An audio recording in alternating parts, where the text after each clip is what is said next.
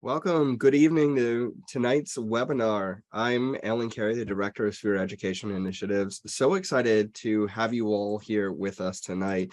It's going to be a fantastic conversation. Really thrilled to have our panelists tonight on a topic that couldn't be more timely. Let me very quickly welcome you all to tonight's webinar. Like I mentioned, we're going to be talking about student debt relief. We'll be talking a little bit about some of the opportunities and challenges when it comes to thinking about student debt relief as policy and getting an opportunity to understand a little bit better about some of the implications of that policy conversation. Let me go ahead and very quickly introduce our guests. I'm excited about our panelists joining us tonight. They're a fantastic group of speakers with incredible credentials in the space, and then talk a little bit more about what to expect in our conversation tonight. Joining us this evening is Jared Bass, the Senior Director for Higher Education at American Progress.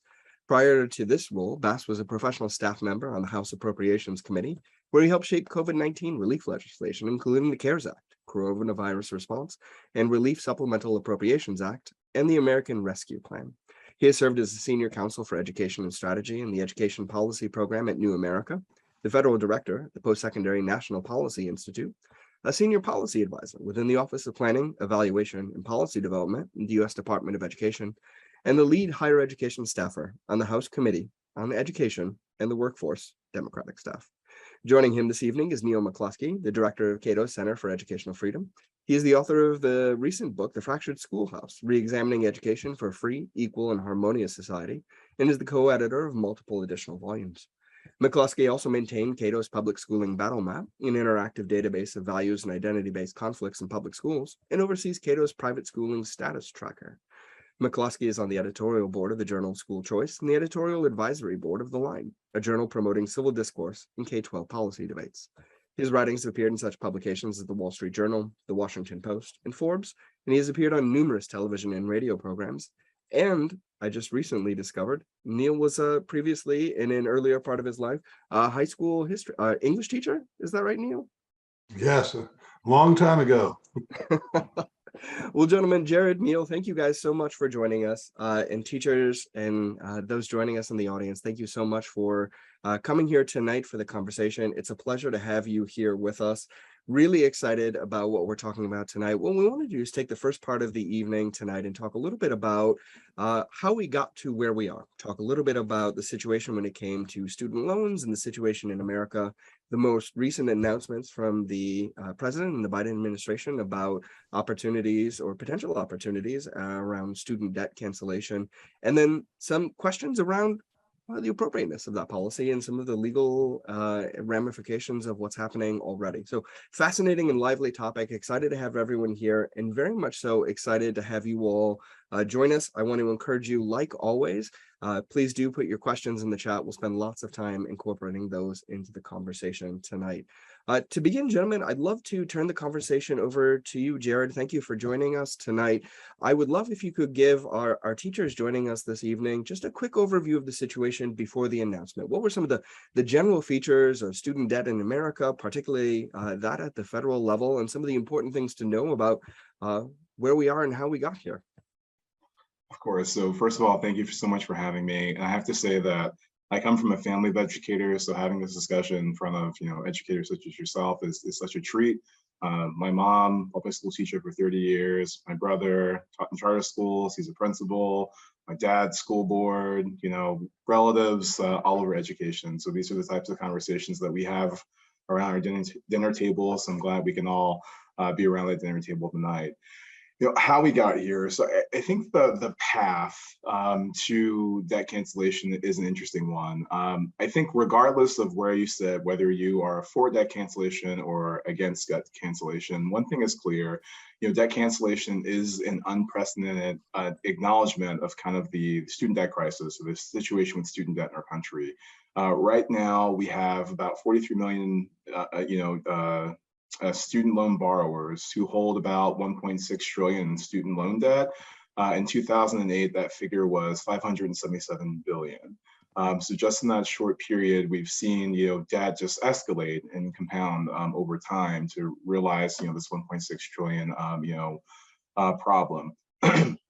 I think coupled with that is one thing. loans were supposed to be a means of access for people who otherwise wouldn't be able to go to college. That was their intention and their purpose, especially for middle-class families, folks who didn't have capital to pay out of pocket to be able to attend a college would be able to access government-backed loans in order to have access to higher education and to better themselves. One of the problems is that, we had a loan program that kept going, we kept funding, but then other subsidies that were provided to students, especially low-income students, did not keep pace. We have the Pell Grant program, which, I'm sure you all have seen, a statistic that says that it used to cover around 80% of, going to a four-year public college. A long time ago, 80s, not that long, apologies. But, now only covers roughly about a third of attending that university. The US government spends about 85 billion, at least is scheduled to spend 85 billion in loan volume. That's new loan volume for fiscal year 23 alone. Also for 2022, spent roughly around 85 billion in loans. The things that's interesting about that is that's more than Pell Grants, work study, FSCOG, other forms of subsidies provided to students who want to attend, who want to attend college or obtain a post-secondary degree combined. So we're spending, the largest amount of money that we have, we're spending on loans. And so I think that is one path, or one way that's given rise to the current student debt crisis. I think, other people have pointed to state disinvestment, 2008 economic crisis and collapse, and then also just high enrollment, right? I think, decision of lots of people to actually want to pursue higher education as a safe bet in the means of economic crisis and turmoil. I think that was like another factor that led to kind of skyrocketing loan debt and volume. Also, I think, a lack of accountability within the higher education system too. We saw for-profit institutions creep up even around the time of the GI Bill, and then just kind of stay around and linger for a while. And so I think for-profit, also not to be controversial, but also other sectors as well. I think anyone who is not providing the education that they said they would provide to students can be seen as a poor actor or a bad actor. And so I think a lack of accountability for those educational outcomes is key.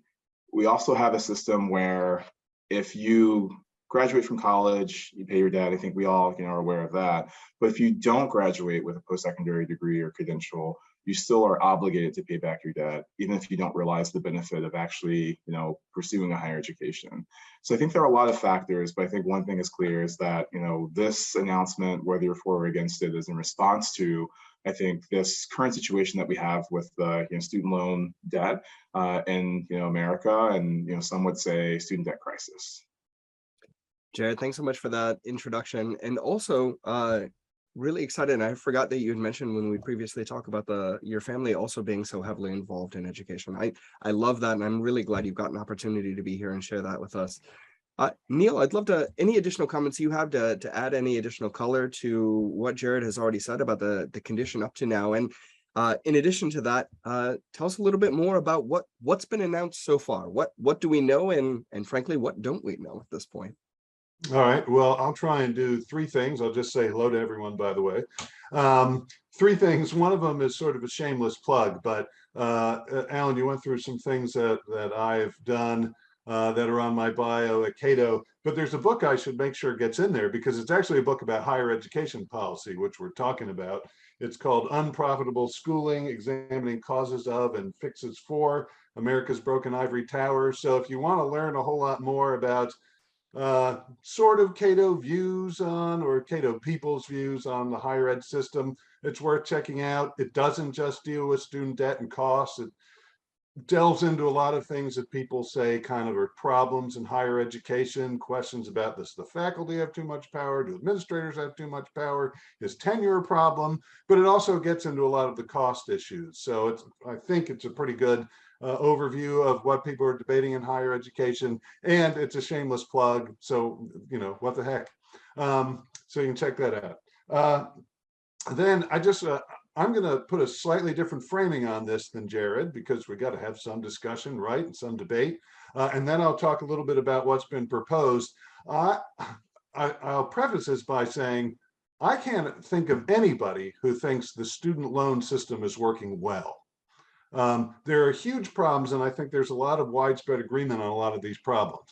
But I would say it's not a crisis. And the reason I say it's not a crisis is I think there are a lot of people who do have loans that they have trouble repaying. I think student loans actually help fuel higher sticker prices because they enable people to access more money so colleges can raise their prices. I think we have to focus on specific subsets of folks who have student loans. In particular, as Jared mentioned, there's a big problem when people take on debt but then don't complete a program, and we have a lot of people with that in that situation. But it's also worth seeing the other side of this. And the first major thing to understand is people who complete a degree are setting themselves up on average for much higher lifetime earnings. So the average person who gets a bachelor's degree is expected to make about 1.3 million more dollars over their lifetime than someone with just a high school diploma. If you get a medical degree, you're going to expect to make about 3.1 million more dollars over your lifetime. So that debt, even though loans are probably too high, debt is too high because college prices are too high, that is still good debt for the people who complete a degree, especially if they complete one in an area that is in high demand. And so for that reason, I don't think we really have a crisis. There are some particular subsets of borrowers who are having great difficulty, but borrowers across the board aren't. And I think one thing about this proposal is it tends to provide assistance and relief for a lot of people who are not in that subset. And so that's sort of a very poorly done bridge to, well, so what does this do? And I'm going to run through the major points. I'm sure there are things I'll forget, and there's more to come actually on this. So the main thing that people have been talking about is the proposal to cancel debt. And the proposal is that it will cancel debt of $10,000 for anybody with federal student debt. There's some questions about whether or not private can get rolled into there, but with federal student debt, if you have $10,000 and you have an income of $125,000 as an individual, or if you're filing jointly and you have $250,000 of income, you are eligible for $10,000 of relief. If you got a Pell Grant, you are eligible for an additional $10,000 of relief. So that focuses it more on sort of lower income folks who tend to be the ones who are having more trouble paying off, but it still includes, even by the administration's own analysis, all but the top 5% of earners in the country. So that's a lot of people, I'd say, who don't necessarily need assistance from taxpayers covering the debt that they agreed to take on. There are some other things in there that are important. I don't know how much we'll talk about them, but I just wanted to throw these out so you get an idea of the overall policy. It would also change something called income-driven repayment. Right now, you take on debt, you can go in a number of income-driven repayment plans. And one of the problems with student debt is it's just too complicated. But you can go to a number of these, and the idea is if your income is low, you don't pay a lot. And if it stays low, you get forgiveness in a certain number of years. It can be 20 years, it can be 25 years. If it's public service loan forgiveness, it's 10 years. Again, too complicated, but there is income-driven repayment so that people who are struggling aren't necessarily underwater or buried by their debt. The Biden plan would change this somewhat. Right now, you don't pay, you pay 10% of your discretionary income. That's currently income over, I think it's 150% of the poverty level. He would change that to 5%, and then it would be 5% and exclude income. If I recall correctly, that is under 225% of the poverty level, so that you have more people paying less, so that it's less onerous on a lot of people. He would forgive balances, let me make sure I have this one right, after 10 years, not 20, for debtors who have a balance of $12,000 or less. Would also cover unpaid interest. You wouldn't have that put back into the amount you owed and capitalized. And then the last thing I'd say, I'm sure there are things I've missed, But I believe the administration said more details will be coming in October. And I believe last I heard the beginning of October. So there's going to be more sort of flesh put on the bones of this in the coming weeks.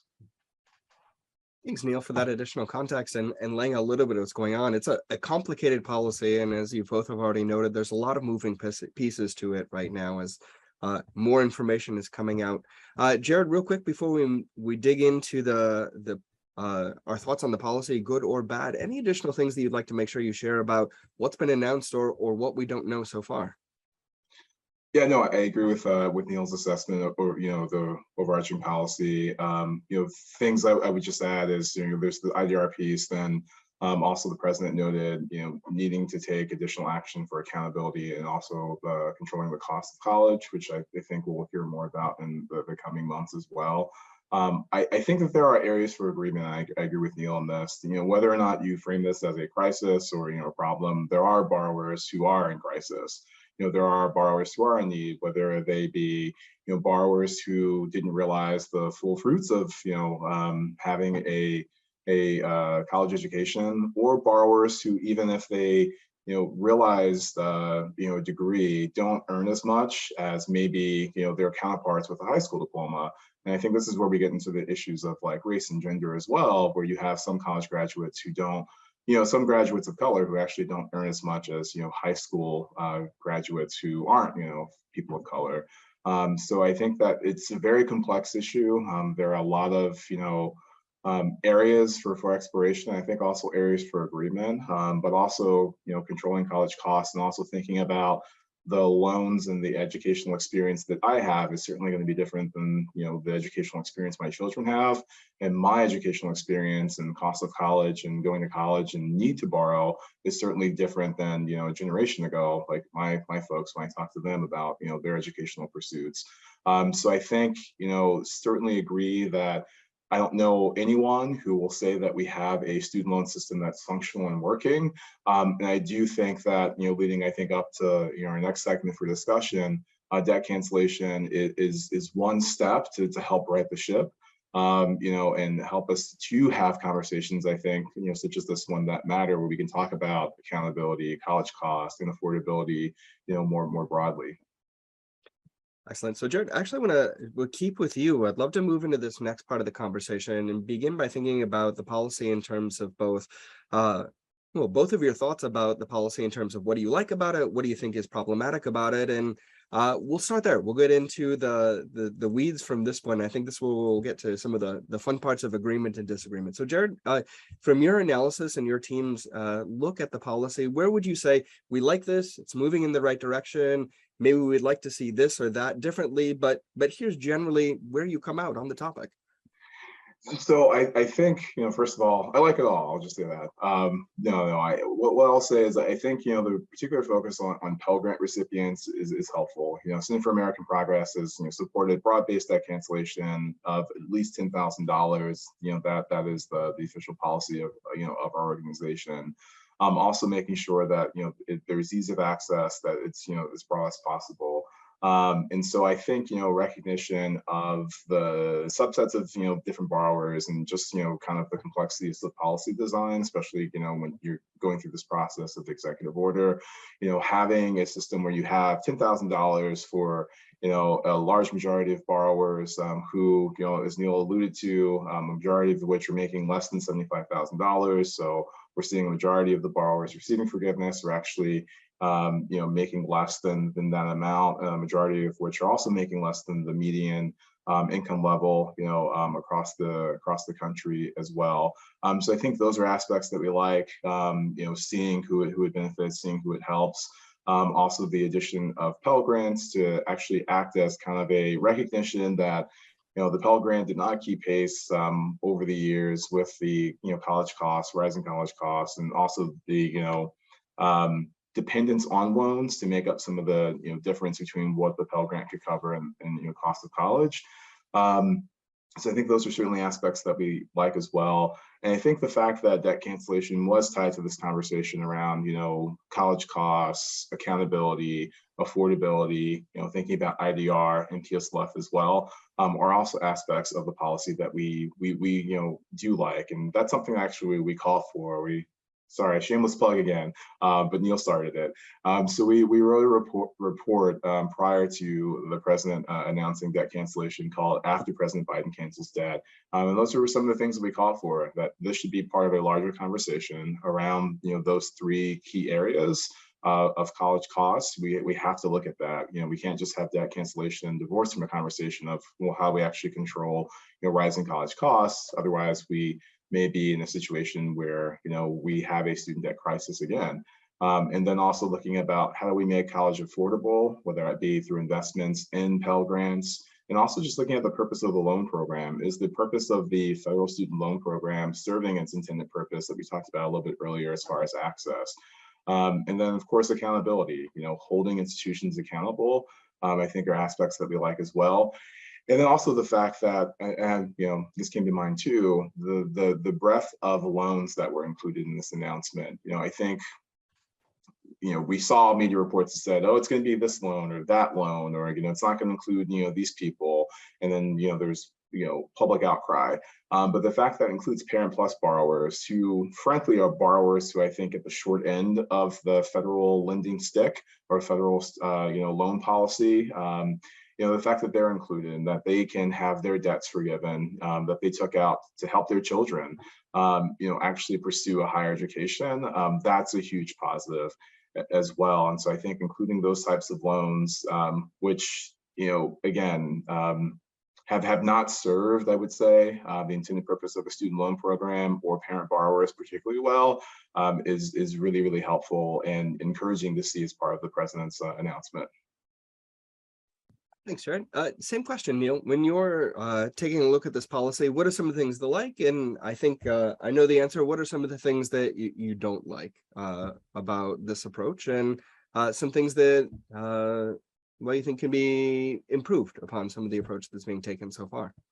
Yeah, well, I will be starkly contrasting Jared and say I don't like any of it. Although I certainly, I'm happy for the people who get debt forgiveness. Certainly, if you have student debt, there's no reason you should be upset, at least for you personally, to get this cancellation. My concern is all the huge unintended consequences that go with this. And I'm especially concerned about the way it was done. But and I guess I should also say, I'm not sure that it's really geared toward people who need help the most, especially if you're going to connect it to COVID. So I hope I remember all those things, and hopefully I can unpack them real fast. But the first thing I'd say is I gave you that income, the earnings premium that you get with a degree on average. I don't see a justification for saying that taxpayers should give somebody money that was in the form of a loan so that the person who gets the loan can make 1.3 to 3.1 million more dollars over their lifetime, and then they are not obligated to repay those taxpayers. Understanding that about 2/3 of American adults don't have a bachelor's degree. So many people haven't gone to college, and many of those people pay taxes. Why should they be responsible for what people took on as a loan? And we got to put a price tag on this. Now, there are lots of debates about what the price tag is, and there are more details that need to come. It's also hard to project how many people will claim the cancellation, how many people would have been on IDR and not on IDR, so you do the offsets. But the range that I've seen is around the cost of $400 billion, which just came out from CBO yesterday, I think it was, to $500 billion to $600 billion. It depends also how you include various parts of this that are not loan cancellation. But that's a lot of money. That's bigger than the GDP of most countries when you talk about something of that size. That means taxpayers are going to have to pay that. What I don't think is actually it'll have a big influence on or impact on overall inflation. A lot of people have said that. This is probably too small because it affects monthly payments to do that. What it will lead to more inflation on is college prices. one of the biggest problems with student loans is that it easily gave people money to pay more for college, and in particular graduate school, where there's no cap on those loans and where we've seen a huge increase in the total amount of loans. You'll see that this just enables colleges to raise their prices higher and faster, because the expectation going forward will be, I'll take a loan, but they can't really make me repay it. How do you justify having done it in the past and not doing it in the future? There will be a lot of pressure from now on to say, you've got to have another Jubilee on these loans. And so if it does fuel that inflation, it hurts everybody, including everybody who wants to go to college in the future, because they're confronted with even more intimidating, ridiculously inflated prices. That's a huge problem. The last major problem I'll mention, I'm sure there's some I've forgotten, but we have a credential inflation problem. We've had more and more people going to college and getting degrees, although if you look at assessments of adult literacy, each of the average degree represents less and less literacy, which may mean it represents less and less learning. But we have employers increasingly calling for a degree, even though the job itself hasn't changed, in large part because there are more and more degrees out there. And so we're also hurting people if we say, keep putting money into going to college, always, and very important, just to get a degree. We're putting people on basically a treadmill where you got to run faster and faster to stay in the same place in the labor market. And I find that is very concerning too. And then there was one other thing I meant to mention, because I said at one point, this was what concerned me most. Doing this by executive order strikes me as blatantly unconstitutional. Congress has the power of the purse, not the president. The president, by executive order, saying what were loans are now essentially grants, seems to me to be spending money that was not authorized to be spent in that way. And I think that that is a clear violation of the Constitution. Neal, thanks for that. Before I get into one additional point and then some questions from the teachers, we're getting a lot of great ones in, and keep them coming. Jared, I wanted to give you a chance to respond. Neal raised a lot of points and addressed some of the things that you talked about. What would you say in response to some of the concerns that Neal raises? Yeah, so I think the last point, which I certainly appreciate Neal for raising, is the whole idea of spending. And as a former appropriator, like that's the one that sticks out the most, is this idea of the purse. And my appropriator friends will tell you, I'll talk about this till I'm blue in the face. I also used to be on the policy side or the authorizing side of the Hill as well, and so I debate myself on this. But I do think that Congress did provide the money up front, right? So every year the president actually accounts, and we have this accounting system. That's also what CBO went through, this week as well, to say, well, listen, we are going to give out $85 billion. That's the number I used earlier, to make loans available to students so that then they can attend higher education. That's real money. When Congress actually makes that money available, that money is actually lining the pockets of universities and colleges, academic programs, professional degree programs, trade schools, you name it. So that money is real money that's being used to pay their salaries. When they budget for that, they use budgeting mechanisms to actually say, I don't think we're going to get all this money back for various reasons. We have got these government programs, people may not just pay it. How we figure this out? And so even CBO's own recognition is that it's very uncertain. Every year that we actually provide the $85 billion, or however much money we provide new loans, it's real spending, it's real dollars that have already been appropriated, already been made, and we don't know how much is going to be repaid. Whether that's good policy or bad policy is also subject for conversation and debate, but that's just the system that they use right now. So I do believe that the funding has already been provided, it's already been appropriated. And so I think the president has mentioned, and I think others have talked about this as well, that the president does have modification authority. He does have the condition or the ability to be able to change loans. And actually HEROES, we'll have conversation around something called the HEROES Act and emergency powers, which essentially just are emergency powers that allow the president to be able to decide how much of a loan to pay back, or whether or not a loan needs to be paid back as well. So that was one thing. I do think areas for agreement, though, I always love pointing those out with my friends. I think Neal and I both agree on college prices. I think Neal and I both agree on degree creep, as it were. The idea of like requiring more credentials from people, just feeling the system of having a master's degree for a job where you used to only need a bachelor's degree, or having a bachelor's degree requirement where you used to just need a high school diploma. And so whether or not that's actually justified, and as a higher ed guy saying that, I think we're going to make some news tonight. But then also, I think the other thing that sticks out to me is just that borrowers are taxpayers. These are people who are also paying taxes, and their taxpayer dollars are also being used for cancellation. So I just don't want to lose sight of that, and not saying that we are, but it's just always an important point, I think, for me personally to make in these debates and these conversations. Also, I just will point this out too, is that we are taxing these borrowers. So even though the loan conditions may have changed, Neal pointed out these are going to be higher earners. As they earn more money, they're going to be taxed more and more. So that actually comes back into the federal coffers as well. Student loans are such an interesting thing to me personally, just because we say, look, in order to get ahead, in order to be able to provide for yourself and your family, take out this loan, go into debt, pay back the debt. But then as you gain more and more income, we're going to keep taxing you more and more as well. So you will owe us more and we will tax you more in order to, get this commodity or this thing. I'm not saying that that is good or bad, but I just always think it's, an interesting, function of our system. But yeah, I think there are certainly, Neal pointed out, we're going to have different takes on this. And I think that is fine, all part of the process, but certainly I think there are areas for agreement, and excited to see, how we can continue in conversation to solve some of these issues moving forward.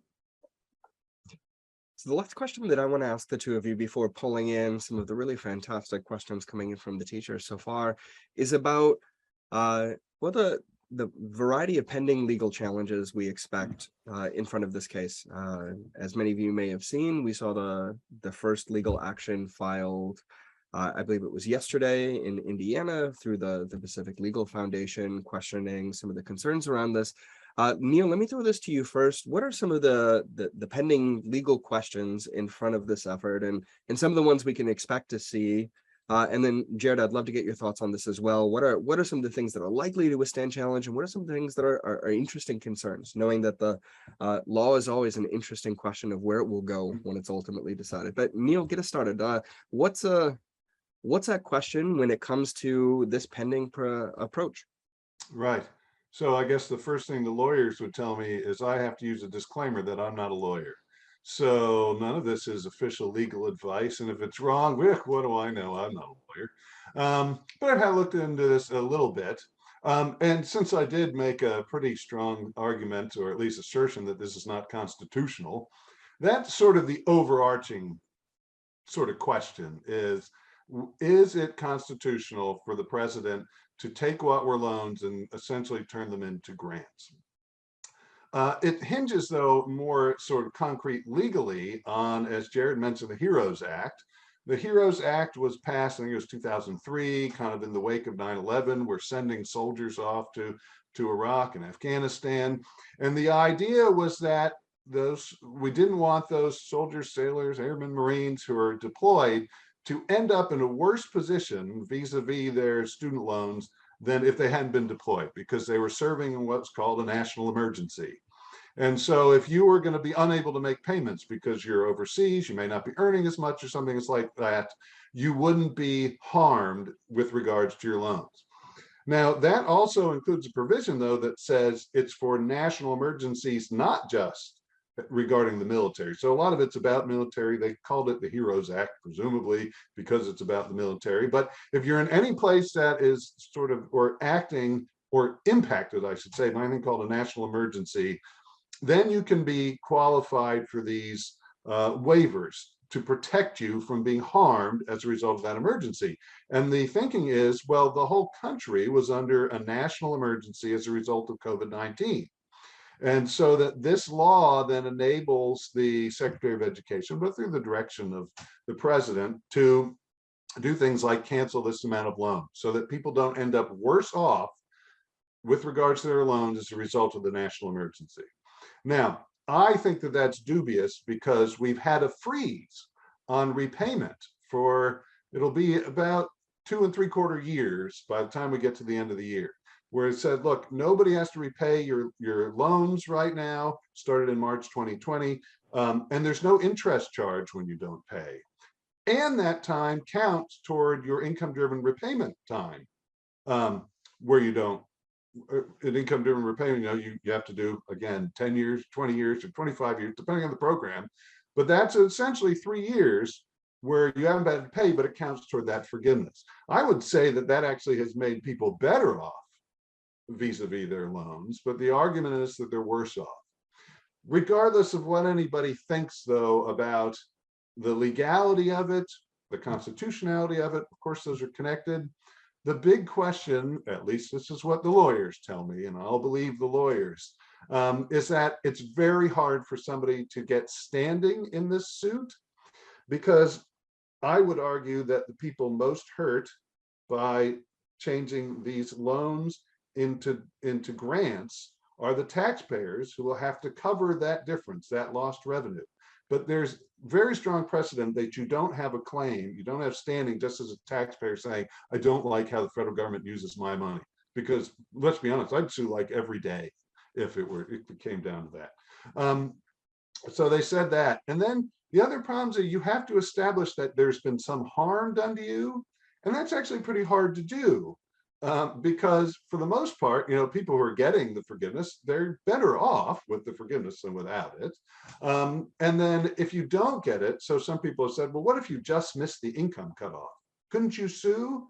Well, not really, because you're not actually worse off than you would have been in the absence of it on an absolute scale. Maybe relative to somebody who gets it, you'd be worse off, but it's hard to do that. Some people have argued that loan servicers could sue. Loan servicers are people who have contracts with the U.S. Department of Education to administer these loans and to help borrowers. And some people said, well, they're supposed to get fees for everybody that they help, and they expect a certain revenue. And if a whole bunch of it's forgiven, they're going to lose a lot of revenue. My understanding, though, is it's hard for them to have standing, because the servicers aren't why the program exists. And it's good that we don't have programs that exist for the people who are hired to execute them. It's for the people who are supposed to benefit, and that they might not have standing. So what we saw today with the Pacific Legal Foundation is somebody saying, in a very interesting angle on this, which I'm still getting my head around, that this person is in income-driven repayment, is also on the path to get public service loan forgiveness, is in a state where he would be charged taxes on whatever amount of debt was forgiven. And he said he would be better off if there weren't forgiveness, because then he wouldn't have to pay the taxes and he would still get the public service loan forgiveness. Now, what I saw very late today was that the administration, I believe, was saying, unless it was somebody just reporting a rumor, that the administration is saying you are welcome to opt out of having your loans forgiven, in which case I don't think that there's a case at all here. That is the only case I have seen filed against this. I know that there are lawyers working on other angles, but this is the only one that I think has been filed and that anybody has seen. Thanks, Neal. Jared, what are your thoughts on the legality of this effort, both in terms of laws on the books, but also constitutionality more broadly? Yeah, so I think we both touched on this earlier. So the president did cite the HEROES Act for his ability to be able to issue debt cancellation in the way that he did.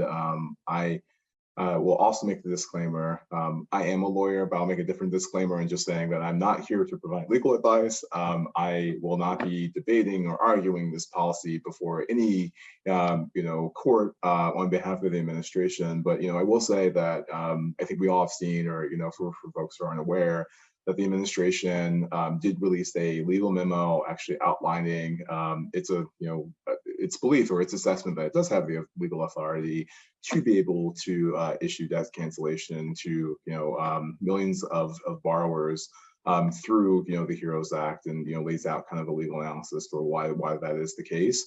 And I think it's a great resource for actually understanding the president's mindset, the administration's mindset as far as the legality of this. So I think it's a great resource. And I won't be able to explain that any better than the administration did. And I think, Neal certainly gave a comprehensive overview of kind of the situation we are now with the PLF case, also issues and just, withstanding, showing harm, but also like equitable remedies, so we've heard servicers and, others, and I think this is all rumor mill right now. But, certainly we are seeing, legal action, challenging this. I mean, it's not surprising, I think folks said that there's going to be legal action challenging this. And so I think, that conversation will still be ongoing, but certainly the president did make a determination to say, hey, I do have the legal authority to do this. And so therefore did it, outlined that in a memo that his administration put out. And they're standing by that analysis. They're standing by that memo. And so it'll be interesting to see if, even procedurally, this case is able to move forward for the reasons that, Neal mentioned in his overview. Excellent. So, gentlemen, let's turn to some of the questions that we're getting in from teachers. They cover a wide variety of topics. Where I wanted to start is a really interesting question that came in from Judy. She asked a little bit about when it comes to student loans, especially federal student loans. One of the interesting pieces of debate recently is about interest rates when it comes to those loans. Often those vary a great deal. For some of us, if you locked in 1 year, you might happen to be at a relatively modest rate. In other years, it's fairly high.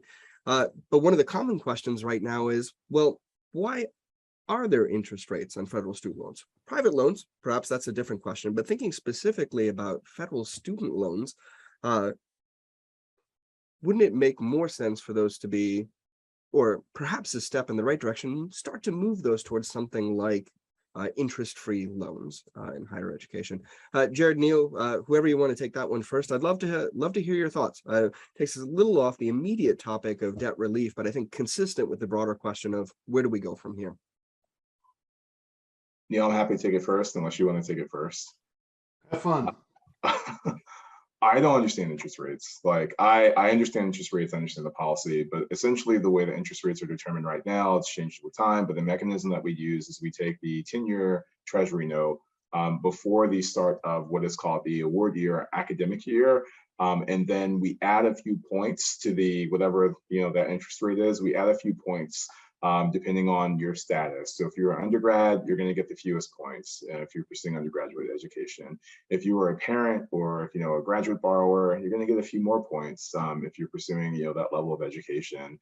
And so it's not really based on an assessment of need, save for this one type of loan, or actually this program that we have for subsidized loans will actually say, hey, these are needs-based. We'll actually subsidize the interest, which basically means we will pay interest on your loan while you are in school. But after you come out of school, after your grace period, you will be responsible for then paying interest. But essentially the way that the loan is interest rate is determined is just on when you borrow.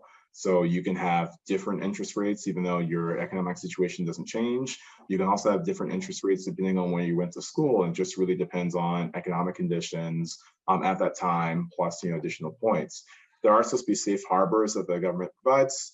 One is called, or say a mechanism is a cap on interest. So if you are undergrad, or I think it might also be graduate, but anyway, for certainly for undergrads, the cap on interest is around like 8%. So we say your loan interest rate will never go above 8%. But if you actually look at like the 30-year history of interest rates, that cap has never been effective or actually gone into effect to actually stop someone from having a lower interest rate. So I think, one proposal that, I think Judy mentioned is to have, or Allan, I think you mentioned this, is to have no interest rates, which is just basically, I borrow what I borrow, I repay, I'll pay back whatever I borrowed without interest. I think that is certainly one approach. It's a very expensive approach. And I think, the price tag on that would be very, very high. I'm not saying that we shouldn't do it, but, I think, again, as a former appropriator, money matters. And so I care about money. Another idea that, we explored in the paper that we put out is to have interest actually determined on your income. So what happens if, if you're a borrower and you are not making anything, why not just continue that, subsidized interest rate until you start making enough where you can actually pay, an interest on your loan. So maybe you make $100,000. Maybe you're doing fine. Maybe interest is not a problem for you, but maybe if you're just getting started, interest should not accrue. It just be a continuation of either subsidized, loan program. The other thing, a feature is that, the federal student loan program is based off of, or the direct program is based off of an old bank-based system that we have, which was based off of another system, but it's really, kind of designed to be kind of a commercial product, which also includes interest rates. So I understand interest rates. I don't know if they serve a great function in the student loan system that we have right now in the federal student loan system. And so I think, creating some reforms to actually deal with that would be helpful. Also, the only two mechanisms for where we have relief for interest specifically, save the president's, negative amortization, policy under IDR, is if you sign up for auto debit to have like your loans with your servicers, you can have your interest rate reduced by, I think, like 0.25%. So it's like 0.25% reduction in your interest rate if you go that route. And also through student loan interest deduction, which is on the tax side, and even that is capped at a certain income as well. So those are two of, like, I think the only forms of relief that we actually really have for interest. So seeing some type of interest relief, I think, for borrowers moving forward would be great, which is one of the reasons I think the president included this, negative amortization policy within his IDR proposal, is just so that borrowers don't have this experience of having their balances balloon over and over, even though we tell them, hey, you're only responsible for a $15 payment. But yet interest, keeps getting added to the principal, and then they actually see their balance grow over time, even though they've been paying what the government told them that they should be paying. Anyway, I'll stop there. I have more thoughts on interest, but definitely want to hand it over to Neal as well. So I'm actually going to pivot and pull in another question and throw this one at Neal. I think you did a great job covering some of the basis of what interest rate. Neal, a couple of questions that have come in have to do with the relative comparison of debt forgiveness to other kinds of governmental policy. Examples include, in some cases, other versions of debt relief for borrowers. We've seen in a number of instances colleges and universities that loaned, sometimes in the for-profit space, or used deceptive tactics in what they were offering. Those borrowers have seen their debt relieved. We also see a whole variety of different kinds of financial services offered, whether that is tax deductions for homeowners and a whole variety of different pieces. So the question ultimately becomes, one, it seems like we already do just this in some ways. Why not do it more broadly and help more people? Or two, there are a whole variety of other ways in which the government is pretty heavily spending money already. Given all of those different kinds of things, is this really that bad of an option? In fact, may not even be a much better option than some of those other kinds of governmental expenditures. So double whammy there. Tell us why you aren't wrong on both accounts, Neal. I'm not sure what the accounts are right now, but I'll try and answer these questions. But first, can I say something about interest? Because I have some interest in interest. The one thing I was going to say is two things. I won't get into a whole lot of my thoughts on interest, other than it is important to note that interest exists in part because of the time value of money. So if somebody takes out a 10-year loan or a 20-year loan, and we have inflation like we have now, that money is much less valuable. $1 20 years from now is much less valuable than it is now. So part of the reason we have interest is to try and again protect taxpayers who, remember, they didn't really have a say in any given loan. So we really do need to think about how do we make sure that they are made whole. The other thing that's interesting, though, is I was at an event last week, which was largely kind of people on the right. And I was not on this panel, but I was listening to a panel about loan cancellation and then what could possibly be done to make things better. And even folks on the right were saying, well, maybe we should do something other than charge interest.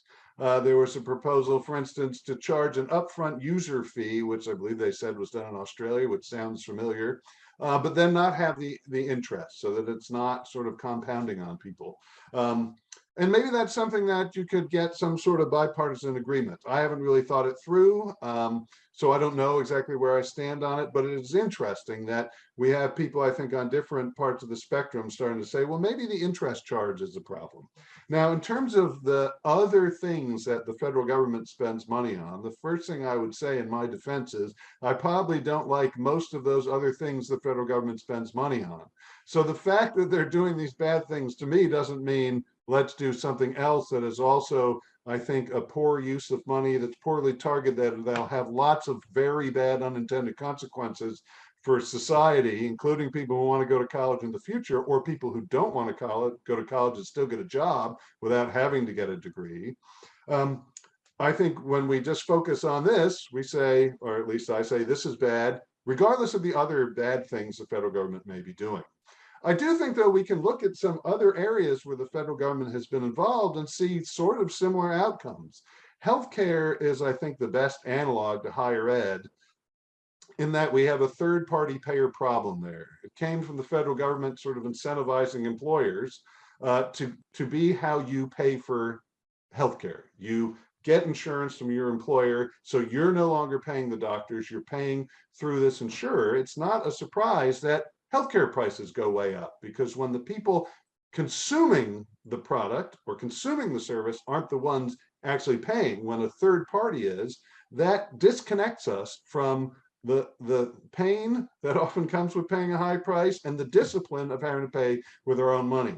Housing is another area where the federal government has given lots of tax breaks, and they've done lots of, horrible engineering with insurance that they subsidize. Well, it's not a surprise that we've had housing bubbles that have burst on people when you've been able to get relatively easy federal student or federal housing loans to buy a house where you're doing it largely subsidized by someone else. So I think we need to deal with student debt cancellation on its own, not say, well, let's do this because we've done other bad things. But I do think there are lessons learned from other stuff the federal government has done, where if we see an analog in higher education, we should say, well, maybe that's not something we want to do. So gentlemen, we're running down toward the end of our time together tonight. What I wanted to do is turn it over to you both for some concluding thoughts. And I'd like to encourage you to try and incorporate in your answers, where ought we go next? Whether this policy moves forward or not, thinking more broadly about student debt and the cost of higher education. From your perspective, what would be some of the best kinds of next steps that we could hope to see coming out of Congress and the administration in the years to come? Jared, let me turn it over to you first. I'd love to get your thoughts. Where do we go from here? Yeah, of course. And I'm going to probably also answer the last question too in my remarks. But just to say that, I think debt cancellation is also the result not only of a broken system, but of some broken programs. So we have forgiveness programs already ingrained. We have debt cancellation already ingrained into the higher education system. The problem is those programs didn't work. So we have PSLF, we have IDR cancellation after a period of years. We have these other options. Borrowers just weren't getting the relief. Sometimes that was because of bad information. Maybe it was the complexity of these programs. But even though in government watchdog, the Government Accountability Office actually is assessed a variety of these programs and said that, hey, these actually didn't serve their intended purpose, and so these folks should have been entitled to relief but didn't get it. And so I think that with the understanding that we have a system that didn't work, we also didn't have a forgiveness options that also didn't work to help borrowers. We do need a change. And so debt cancellation can be part of that understanding or part of the recognition of we did make this promise to people to actually forgive their debt if they did qualify and do these sorts of things.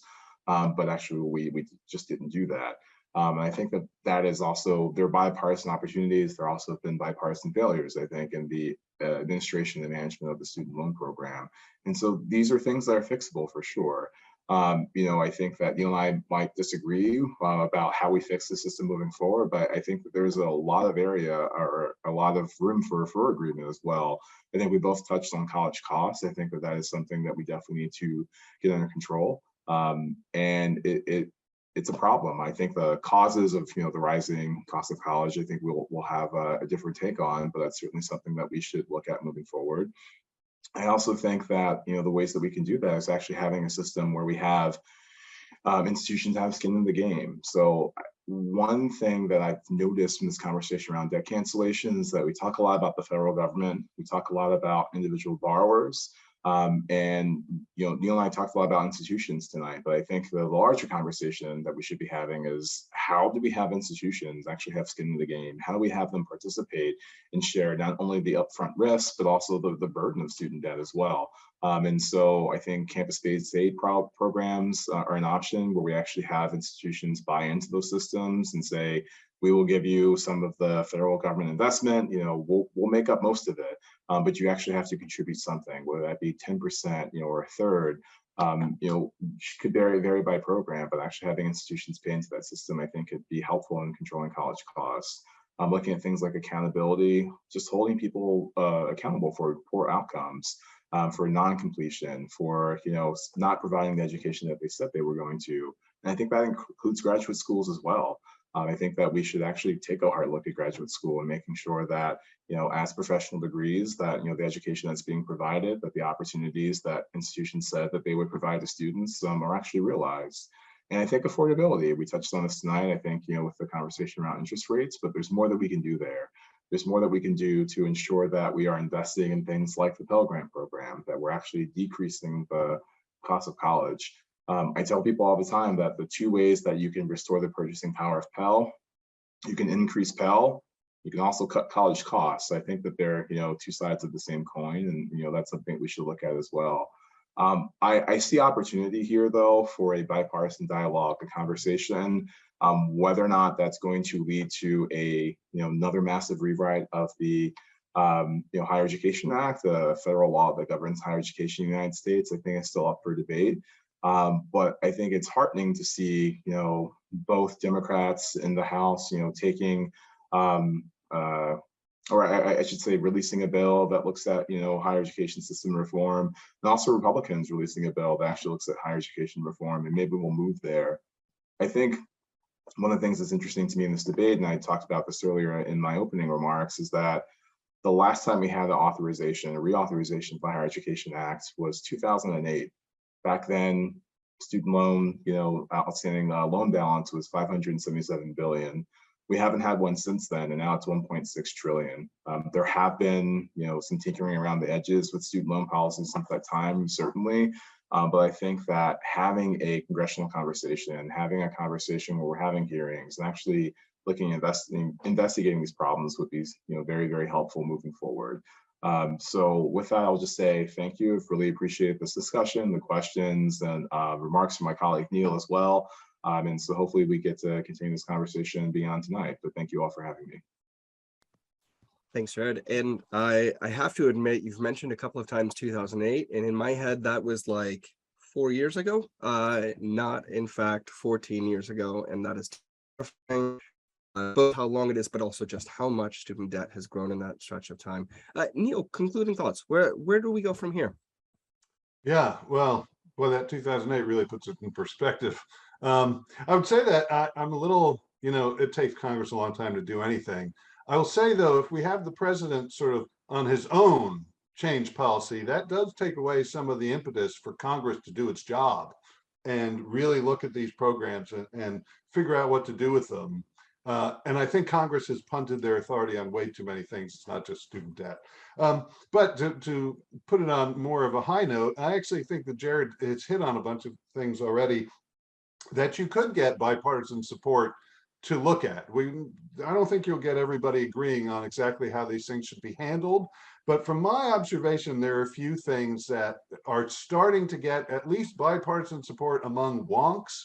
So, folks like Jared and me and other people who don't, have real jobs and we just sit around our basement all day.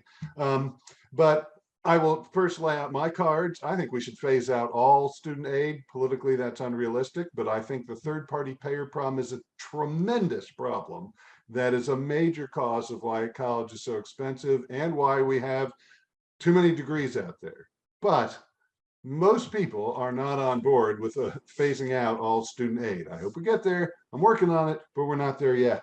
But I'm starting to see some, again, kind of cross-wonk agreement on things like the grad plus loan. So this is a loan for you to go to graduate school. It used to have a cap on it. They got rid of the cap. I increasingly see people say maybe we should put the cap back on grad loans, or maybe even get rid of grad plus loans, because this is where the biggest growth in debt and lending has been, is at the graduate school level, not as undergrads.